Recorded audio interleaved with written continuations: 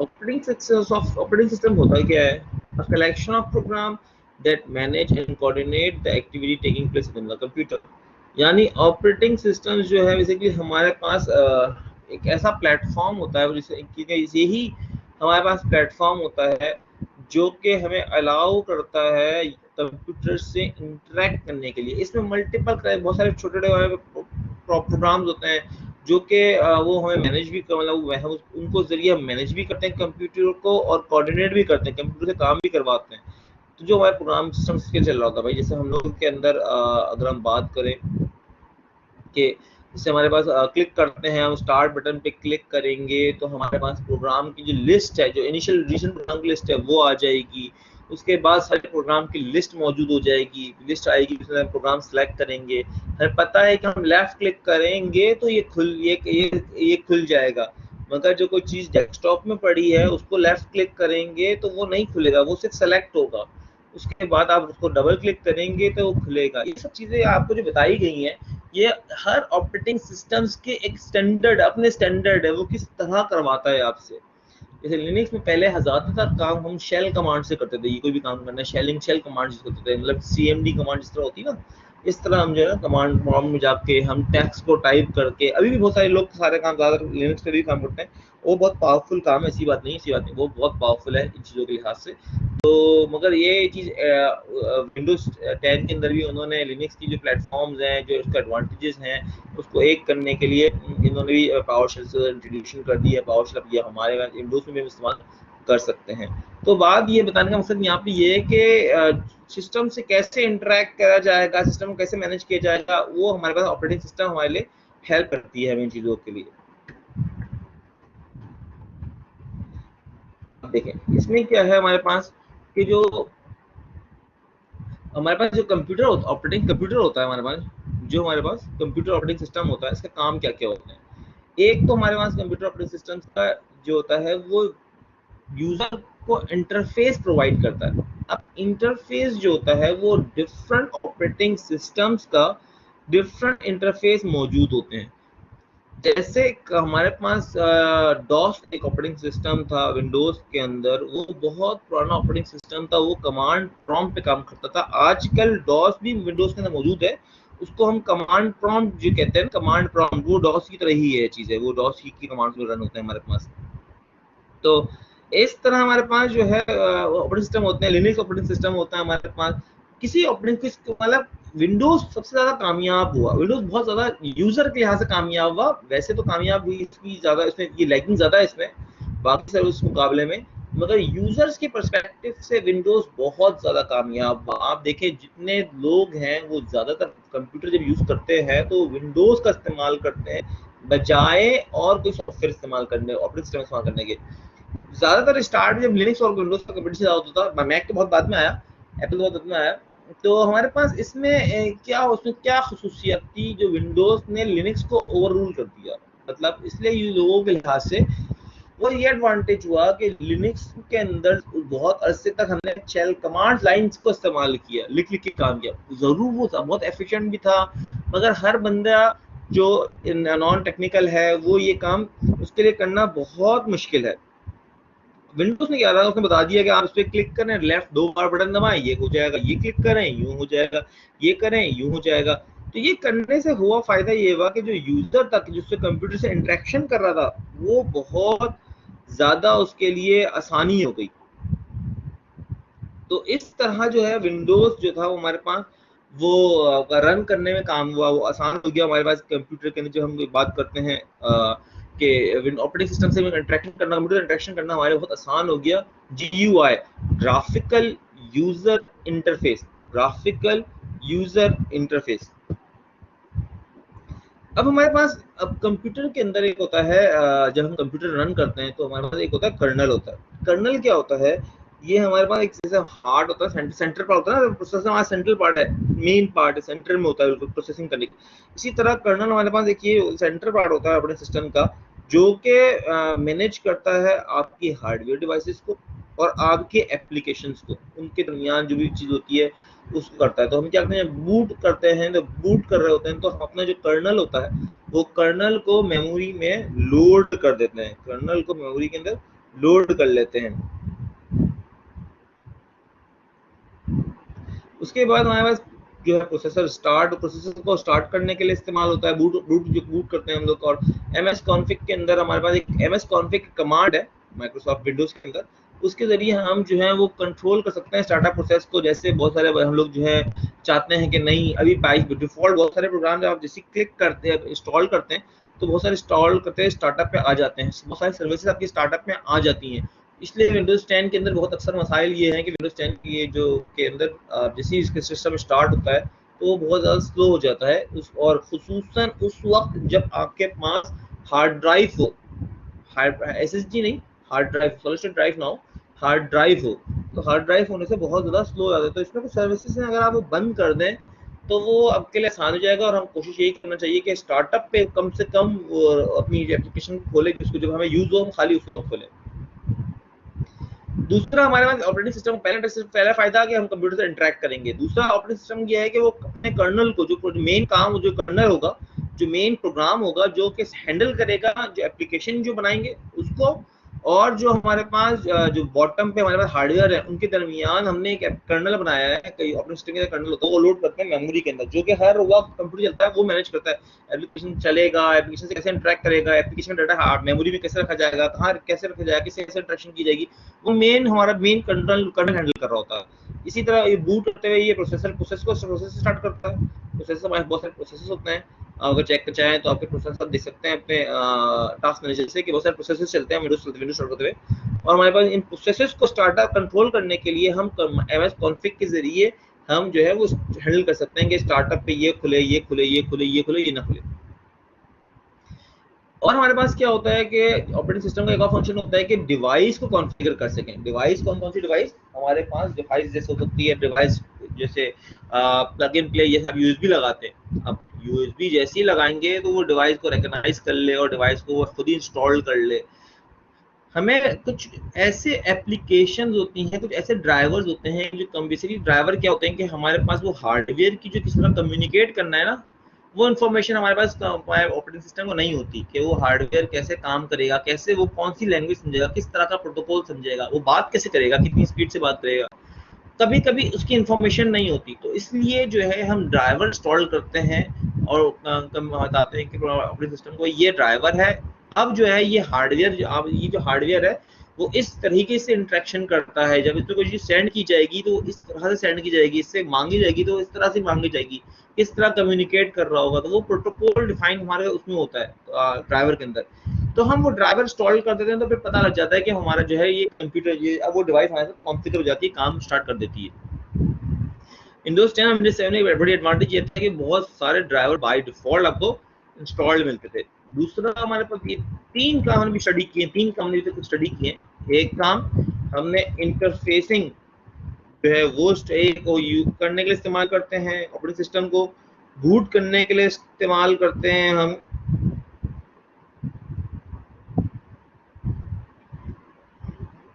और कौन डिवाइस को कॉन्फ़िगर करने के लिए इस्तेमाल करते हैं। फिर हमारे पास रिसोर्स को मैनेज करने के लिए भी हम इस्तेमाल करते हैं कि भाई जैसे हमारे पास जितने कोई रूटीन है उसको आप हैंडल कर सकते हैं।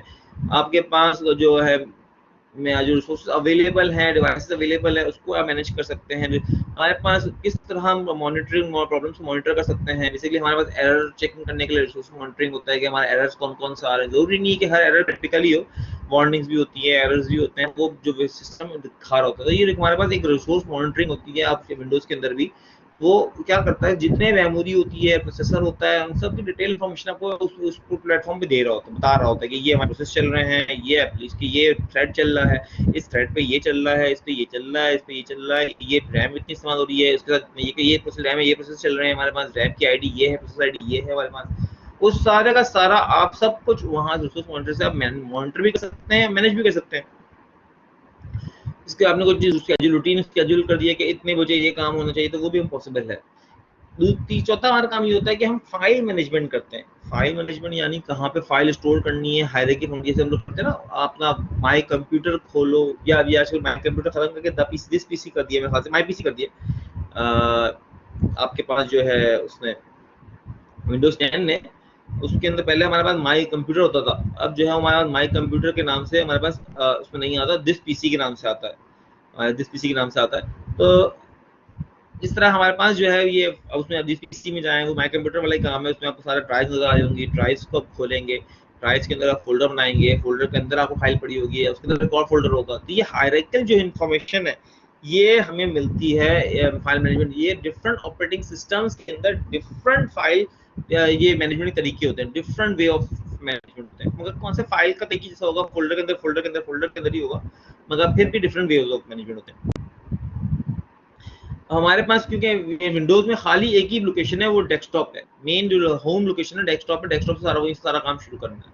लिनक्स में बहुत सारी जगह होती है, होम के अंदर और बहुत मेमोरी फाइल्स होती हैं, जैसे नेटवर्क की फाइल है तो ईटीसी फोल्डर के अंदर ही होगा, नेटवर्क की कोई फाइल अगर आपको फिजिकली एक्सेस करनी है तो सारी ड्राइव कॉन्फ़िगर करनी है वो ईटीसी फोल्डर के अंदर ही जाकर करनी पड़ेगी, कुछ हमारे बिन फाइल्स के बिन फोल्डर के अंदर ही करना पड़ेगा, कुछ किसी तरह करना पड़ेगा, कुछ ये इस तरह की डायरेक्टरी पता होनी चाहिए आपको लिनक्स के अंदर। मतलब डिफरेंट ऑपरेटिंग सिस्टम्स के अंदर different way of file management होती है। हम लोग जो है अब क्योंकि ज़्यादातर बच्चे हम साहब भी मैं भी ज़्यादातर हम लोग आदी होते हैं विंडोज़ के, तो विंडोज़ में बहुत आसान है, वो ये है कि खाली डेस्कटॉप पे आए, डेस्कटॉप से आप सीधा माई कंप्यूटर में चले जाएं, अपने माई डिस्क में चले जाएं, वहां से सारी फाइल आप एक्सेस कर सकते हैं जो भी आप चाहें। छठा काम इसका ऑपरेटिंग सिस्टम का ये होता है कि हम सिक्योरिटी डालते हैं, पासवर्ड डाल दें, बायोमेट्रिक कैरेक्टरिस्टिक आप देखें सारे जितने भी लैपटॉप आ रहे हैं उनमें अक्सर लैपटॉप में आजकल बायोमेट्रिक आ रहा है।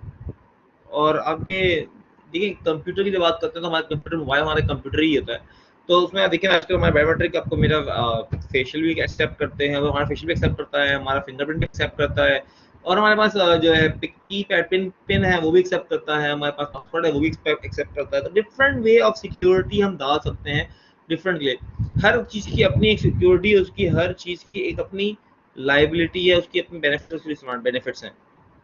जरूरी नहीं है कि मैं अगर वो कर रहा हूँ कि फिंगरप्रिंट कर रहा हूँ तो फिंगरप्रिंट जो है वो मेरा ज्यादा वो है सही बात, ज्यादा तो है, मगर हो सकता है बंदा जो है मुझे जबरदस्ती फिंगरप्रिंट चेंज करवा ले मुझसे, मेरा फिंगर कोई बंदा भी जबरदस्ती हाथ लगा पकड़ के हाथ लगा दे तो मोबाइल पे तो चल जाएगा वो तो इस तरह क्या है कि मेरे को कोई मोबाइल मेरे मोबाइल को मेरी तरफ मूव करे, शक्ल दिखा दे तो मेरा क्या होगा, मोबाइल खुल जाएगा। इस तरह के काम तो कर सकता कोई भी, मतलब इसमें भी देखिए हर चीज के अपने एक सिनारियो है, उस सिनारियो के लिहाज से प्रोटेक्शन रखी जाती है। तो यही है कि हमारे पास अगर सिक्योरिटी के अंदर ऑपरेटिंग सिस्टम के अंदर जो हर ऑपरेटिंग सिस्टम के अंदर जो सिक्योरिटी रखी जाती है, हर ऑपरेटिंग सिस्टम के अंदर जो सिक्योरिटी रखी जाती है वो डिफरेंट सिक्योरिटीज होती हैं, पासवर्ड भी होता है, बायोमेट्रिक करेक्टर्स भी हो सकते हैं, बायोमेट्रिक के अंदर आपका फिंगरप्रिंट भी हो सकता है, आपका फेशियल भी हो सकता है, इस तरह के आपके सारे हो सकते हैं। एक और चीज होती है वो होती है फायरवॉल। फायरवॉल का वर्ड जो है ना, फायर जो है आग, ये होता है कॉन्सेप्ट ये था कि हमारे पास ब्रिटिश के ज़माने में, ओल्ड ज़माने के अंदर हमारे पास घर लकड़ियों के होते थे उस वक्त, पहले वहाँ लकड़ियों के घर होते थे, तो अब लकड़ी घर में किसी एक घर में आग लगती थी ना, तो आग जो है ना फैलते फैलते फैलते फैलते वो आगे तक चले जाती थी। तो इन्होंने बीच में क्या हुआ कि एक हमारे पास एक घरों के दरमियान में एक रेड ब्रिक की वॉल खड़ी कर देते थे कि वो उसको बोलते थे फायर वॉल। बेसिकली वो क्या होता था कि वो आग जो थी वो आग फैलती तो थी, मगर जहां वो ब्रिक आता था वहां से वो इतनी स्पीड से नहीं फैलती थी, वहां पे उसको एक रिस्ट्रिक्शन मिलती थी कि अभी आग आगे ना फैले, यहाँ पे उसको रोक दिया जाता था फायर वॉल पे। इसी तरह हमारे पास इंटरनेट एक बहुत ही बड़ी दुनिया है, उसकी जो वहां भी आग लगी हुई है। अब उसके जो वायरसेस इंटरनेट में मौजूद हैं वो आपके सिस्टम पे अटैक ना करें, या कोई हैकर मौजूद है वो आपको अटैक ना करे, तो आपने उसको अपने गेट पे रोक देना है, अपने नेटवर्क पर रोक देना है, उसको नहीं रोकना है कि वो अंदर ना आ सके, हमारे अंदर आकर हमारे सिस्टम को एक्सेस ना कर सके। तो ये फायरवॉल का काम है कि जो एक्सेस पे खड़ा हुआ है उसको काम है वो जिसको देना अलाउ करना है वही अलाउ कर सकते। जैसे क्राइम गेट पे गार्ड खड़े हुए आपसे पूछते हैं कार्ड दिखाएं, कार्ड दिखा के अंदर जाते हैं। तो ये प्रोसीजर क्या, गार्ड जो हमारा था फायरवॉल की तरह एक्ट करता है, वो मेन आपको एंट्री पे रखता है। उसके अंदर फायरवॉल्स के अंदर बहुत सारे भी होते हैं कि आप कोई काम अंदर आप उसके बाद भी सिर्फ ये नहीं कि अंदर आ गए, उसके बाद आप कोई और काम करते हैं, उसके चेक एंड बैलेंस भी वही कर रहा होता है कि आप अंदर क्या कर रहे हैं, किसको बाहर कॉल, क्या किसी को बाहर से बुला रहे हैं, नहीं बुला रहे हैं, क्या बुला रहे हैं तो क्यों बुला रहे हैं, उनको अलाउ है आना, नहीं अलाउ है, इस तरह से चीज़ देखी जाती है। ये हमारे पास फाइल मैनेजमेंट सिस्टम्स का मैं डिस्कस कर चुका हूँ कि फाइल मैनेजमेंट सिस्टम में हमारे पास फाइल ड्राइव होगी, ड्राइव के अंदर हमारे पास फोल्डर होंगे, फोल्डर के अंदर फोल्डर होंगे, और फोल्डर के अंदर फाइल पड़ी हुई होगी, ये विंडोज के अंदर है। ये एक कॉन्सेप्ट है, याद रखिएगा। कभी भी हम कंप्यूटर की स्पीड को बढ़ाने के लिए हम एक काम करते थे, उसको बोलते हैं memory management, optimization of using memory, RAM, main memory. इसमें कॉन्सेप्ट ये है कि हमने ऑप्टिमाइज करते थे मेन मेमोरी को, इस तरह करते थे कि हमने अपने हार्ड ड्राइव की, कुछ मेमोरी है होती है हार्ड ड्राइव की एक खास लोकेशन को वो मेमोरी असाइन कर देते हैं, उसको मेमोरी बना देते हैं। होता ये है कि जब मेमोरी रैम जो है वो फुल होने जाती है तो वो हार्ड ड्राइव के अंदर वो लोकेशन पे फाइल रख देती है। क्योंकि अगर अमूमन क्या होगा, नॉर्मली क्या होगा, हार्ड कंप्यूटर मांगे सीपीयू मांगेगा कैशे से, कैशे मांगेगा रैम से, रैम में नहीं तो वो हार्ड ड्राइव में जाकर ढूंढेगा और पूरी हार्ड ड्राइव में ढूंढेगा बजाय एक ही जगह के। तो पूरी हार्ड ड्राइव जहां से उसको निकालना है वो पूरा एल्गोरिथम पूरी हार्ड ड्राइव पे लगेगा। तो अब क्या हुआ कि रैम फुल हो रही लगी तो उसने बजाय पूरी हार्ड जो डाटा चाहिए उसको, उसने कुछ डाटा उठा के हार्ड ड्राइव में पहले से रख लिया। अब हमारे पास जब वो हार्ड ड्राइव की लोकेशन फुल होगी या उसके फुल होने तक पहुंचेगी, एक खास लिमिट पहुंचेगी, फिर हम जो है वो पूरी हार्ड ड्राइव पे सर्च मारेंगे। उससे पहले जो है वो रैम पे आएगी, रैम के बाद उस लोकेशन हार्ड ड्राइव के अंदर जो एक खास लोकेशन अलॉट कर दिया गया, इसको वर्चुअल मेमोरी कहलाता है, वहां ढूंढेगा। इससे क्या होगा कि हमारे सिस्टम की एफिशिएंसी बढ़ जाएगी। ये हमारे पास प्रिंटर, प्रिंटर के अंदर हमारे पास क्या होता है, हमारे पास स्पूलिंग कराता है प्रिंटर। हमारे अंदर प्रेफरेबल के अंदर क्या होता है, बफर होते हैं और स्पूलिंग कराती है। ये क्या होता है कि हमारे पास रैम में या हार्ड ड्राइव में एक खास एरिया होता है इनपुट आउटपुट के लिए, जो भी सिस्टम में इनपुट आउटपुट होता है, अगर वो सिस्टम ने उसको रीड नहीं किया, रीड अभी करना बाकी है, प्रोसेस करना बाकी है, तो बफर में सेव होता रहता है, बफर में सेव होता रहता है चीजों को। जैसे इनपुट आउटपुट में ना आपकी डाटा पीछे से तेजी से आ जा रहा है, आ जा रहा है, अभी प्रोसेसर बिजी है तो जाहिर बात है कहाँ जाएगा, डाटा वेस्ट हो जाएगा। डाटा वेस्ट ना करते उसको रैम में या हम लोग हार्ड ड्राइव में उसको होल्ड कर लेते हैं, बफर में होल्ड कर लेते हैं थोड़ी देर के लिए, होल्ड कर रखते हैं। जब उसको इस्तेमाल कर लेते हैं तो फिर खत्म कर देते हैं। स्पूलिंग कहलाता है हमारे पास, ये हमारे पास विंडोज, ये हमारे प्रिंटर के अंदर होता है। स्पूल क्या होता है, इसमें क्या होता है, ये भी बफर है मगर ये जो है ये एक अप्रोप्रिएट डिवाइस, ये हमारे स्पूलिंग मैकेनिज्म जो है हमारे पास उसमें होता है, प्रिंटर में होता है कि जब हम उसको जो स्पेसिफिक चाहे होता है तो उसको स्पेसिफिक जॉब को हम पुल आउट कर देते हैं। ये हमारे पास कमांड लाइन वर्सेस जीयूआई है। आप लेफ्ट पे देख सकते हैं कि हमारे पास जो है कमांड लाइन लिख लिख के काम करना पड़ेगा, और राइट पे लेफ्ट पे जीयूआई है और राइट पे हमारे पास कमांड लाइन है जिस पे आपको लिख के काम करना पड़ेगा, और जो जीयूआई के अंदर आप इंटरेक्शन कर सकते हैं। क्यों मोबाइल आजकल मोबाइल कंप्यूटर जो है वो ज़्यादा कामयाब हो गया, क्यों कामयाब हो गया, क्योंकि इसमें इंटरेक्शन करना कंप्यूटर से भी ज़्यादा आसान है। इसमें आपके हाथ उंगली फिंगरप्रिंट है, फिंगर से आपने टच किया, ये खोल दो, ये खोल दो, ये खोल दो, यूं दिखा दो। सो जीयूआई और इंटरेक्टिव है, बहुत इंटरेक्टिव जीयूआई है कंप्यूटर के मुकाबले, बहुत अच्छा इंटरेक्टिव होता है। अभी भी इकरा यूनिवर्सिटी के अंदर आप बहुत सारी वेबसाइट्स हैं, जैसे एनपीटेल की वेबसाइट है, उसको खोलने की आप कोशिश करेंगे तो नहीं खुलेगी। बहुत सारी वेबसाइट्स अब कैसी हैं कि इकरा यूनिवर्सिटी के अंदर बैंड है, वो मना है। तो वो डिफरेंट पर्सपेक्टिव में वो लोग चेंज करते रहते हैं, पॉलिसी चेंज करते रहते हैं। तो वो यही है कॉन्सेप्ट है कि वो वेबसाइट्स जो होती हैं वो बैंड होती हैं। तो जब आपका पर्सनल कंप्यूटर उसको एक्सेस करने की कोशिश करता है तो वो सर्वर वाला उसको रिजेक्ट करता है, आपकी आपकी आपकी जो रिक्वेस्ट को पहले रिजेक्ट करता है, नहीं आगे नहीं जाएगा। तो इस तरह के हमारे पास फीचर्स होते हैं। कुछ कुछ ऐसे वर्जन होते हैं ऑपरेटिंग सिस्टम्स के जिसमें दोनों काम होते हैं। एक और बात यह है कि सर्वर के अंदर हमारे पास एक चीज होती है, मल्टीपल इंस्टेंस बन सकते हैं। यानी एग्जांपल दिया था मैंने डम मशीन की आपको, तो उसमें ये होता था कि हमने सर्वर के ऊपर मल्टीपल इंस्टेंस क्रिएट कर दिए और डम मशीन से खाली उस मशीन पे एक्सेस कर लिया। मशीन के अंदर हमने खाली सारा सारा काम जो हो रहा है वो सर्वर पे हो रहा है, हमने कोई कमाल नहीं है, मशीन का कोई कमाल नहीं है। मशीन को सिर्फ एक्सेस कर रहा है फ्रॉम द फार इंटरनेट, इसको एक्सेस कर रहा है, लोकल लैंग्वेज इंटरनेट एक्सेस कर रहा है इसको। तो उस मशीन जो मशीन डम मशीन है उसको पावरफुल की जरूरत नहीं है, सर्वर के अंदर इंस्टेंस चल रहा है वो आपका सारा हैंडल कर रहा है। तो इस तरह हम लोग अक्सर जगहों पे एक पावरफुल कंप्यूटर लेते हैं और सारे लोग सारा इंस्टेंस उस पर क्रिएट करते हैं, सारा डेटा उस पर ट्रांसफर कर देते हैं। फिर हमारे पास एक और होता है, आजकल एक और हमारे पास एक कैटेगरी आई हुई है, वो है मोबाइल एंड एम्बेडेड सिस्टम्स। ये एक और हमारी कैटेगरी है जिसमें क्या है कि मोबाइल ऑपरेटिंग सिस्टम हमारे अलग होते हैं, आजकल लिनक्स ज़्यादा बने हुए हैं, और हमारे पास एम्बेडेड सॉफ्टवेयर अलग, सॉफ्टवेयर सिस्टम अलग होते हैं जो कि हमारे कंट्रोलर, स्पेसिफिक कंट्रोलर के अंदर डालते हैं कि वो भी वो किस तरह काम करेंगे हमारे पास। ये एक एग्जांपल है आपको दिया हुआ है कि आपने जो है वो प्रिंटर की जॉब आपको प्रिंट करनी है, तो आपने प्रिंटर को पहले डायरेक्ट प्रिंटर को है अपने सर्वर भेजा, सर्वर से वो जॉब जो है वो प्रिंटर पे गया, और जॉब जो है वो ABCD करके हैंडल हो रहा है। आजकल नेटवर्क प्रिंटर जो है दोनों तरीके से काम करता है, ऐसी बात तो नहीं है। नेटवर्क प्रिंटर में बहुत पावरफुल प्रिंटर आ गए हैं, बड़े अच्छे प्रिंटर आ गए हैं, वो खुद ही मैनेज करना शुरू कर दिए। मल्टीपल नेटवर्क की IP आप उसको, हर बंदा जो है वो IP को कॉल कर ले, कॉपी कर ले, उसको कॉन्फ़िगर कर ले इस IP को, और उसके ज़रिए आप जो है नेटवर्क पे अपनी जॉब भेज सकते हैं। मगर जॉब बहुत ज़्यादा तादाद में होती है तो फिर वो सर्वर लगाना पड़ता है फिर भी।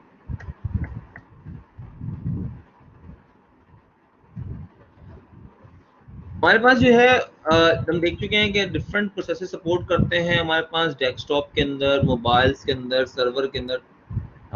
इसलिए हमारे पास डिफरेंट जो है प्रोसेसर सपोर्टेड होते हैं हमारे पास इनके अंदर। नंबर ऑफ प्रोसेसर्स की तादाद होती है, एग्जांपल मैंने दिया था, इसमें बहुत सारी चीज़ें होती हैं। सर्व ऑपरेटिंग सिस्टम की बड़ी कम बहुत ज़्यादा चीज़ें देखनी पड़ती है कि आर्किटेक्चर कैसा है, 32 बिट है या 64 बिट है, इसमें 2 प्रोसेसर हैं, या इसमें ऐसा आजकल आप देखेंगे ना तो आपकी सिर्फ प्रोसेसर नहीं है, इसके अंदर हमारे पास थ्रेडिंग भी आती है, वर्चुअलाइजेशन भी आती है। यानी होता ये है कि अमूमन आपके यहाँ 4 थ्रेड, 2 थ्रेड बने होते हैं और 2 प्रोसेसर होते हैं, तो 4 थ्रेड हो जाता है आपका टोटल। थ्रेड एक वर्चुअल प्रोसेसिंग के लिए इस्तेमाल किया जाता है उसको, और एक 2 फिजिकल प्रोसेस कोर्स होते हैं आपके पास। इसी तरह हमारे ऑपरेटिंग सिस्टम के, हर ऑपरेटिंग सिस्टम के अंदर डिफरेंट डिफरेंट चीज़ें हैं। ये ज़रूरी नहीं कि ये लिनक्स में भी इस तरह का ऑप्शन हो, ये विंडोज़ में ये ऑप्शन होता है हमारे पास। फिर हमारे पास एक डिफरेंट टाइप ऑफ बसेस होती हैं हमारे पास, उसको इस्तेमाल कर सकते हैं, आप वर्चुअलाइजेशन कर सकते हैं। पावर सेविंग का फीचर्स आपका मौजूद है इस विंडोज़ के अंदर आपके, और टच इंजस्टिस के फीचर्स मौजूद होते हैं हमारे पास। तो डिफरेंट ज़रूरी है कि ये सारे फीचर्स जो हैं ये हर ऑपरेटिंग सिस्टम में हो, मगर डिफरेंट ऑपरेटिंग सिस्टम्स के अंदर ये डिफरेंट फीचर्स मौजूद होंगे। जैसे कि आपका एग्जांपल है कि आपको सर्वर, अगर पर्सनल कंप्यूटर शटडाउन करना होता है, आप शटडाउन कर देते हैं, सीधे शटडाउन पे क्लिक करते हैं, बंद हो जाता है। मगर अगर सर्वर बंद करना होगा तो वो बंद नहीं होगा, शटडाउन नहीं करने पर शटडाउन नहीं होगा। पहले तो देखेगा आपको राइट है या नहीं है, राइट अगर है तो फिर आपको अलाउ करेगा। मगर जब आप बंद कर रहे होंगे, इवन आप एडमिनिस्ट्रेटर क्यों ना हो, आपको बंद करते हैं तो पूछेगा कि भाई मुझे बताओ कि आप बंद क्यों कर रहे हो। उसको कुछ ना कुछ कमेंट करना जरूरी है बंद करने से पहले। अगर वो कोई फॉल्ट की वजह से बंद हो गया तो वो जब उठेगा, खुलेगा कंप्यूटर, तो उस वक्त पूछेगा कि आप बताइए कि आपका कंप्यूटर जो है वो बंद हो गया था किसी भी बुनियाद की वजह से, खुद ही बंद हो गया था, जो प्रोसेस के अटक अटक गया था वो बंद हो गया था। तो अब आप बताएं कि ये प्रोसेस आपका कंप्यूटर अचानक से बंद होता है, क्यों बंद होता। इस तरह डिफरेंट प्रोसीजर्स होते हैं, डिफरेंस होते हैं हमारे पास। हमारे पास डिफरेंट आर्किटेक्चर सपोर्ट करता है हमारे पास। हर कंप्यूटर जो है वो हर जाहिर प्रोसेसर को देख के ही इस्तेमाल किया जाता है कि 32 बिट प्रोसेसर तो 32 बिट विंडो डालेंगे, 64 बिट प्रोसेसर है तो 64 बिट की विंडो हम डालेंगे। 32 पे 64 डालना शुरू करेंगे तो वो कंपैटिबिलिटी का इशू आना शुरू हो जाएगा।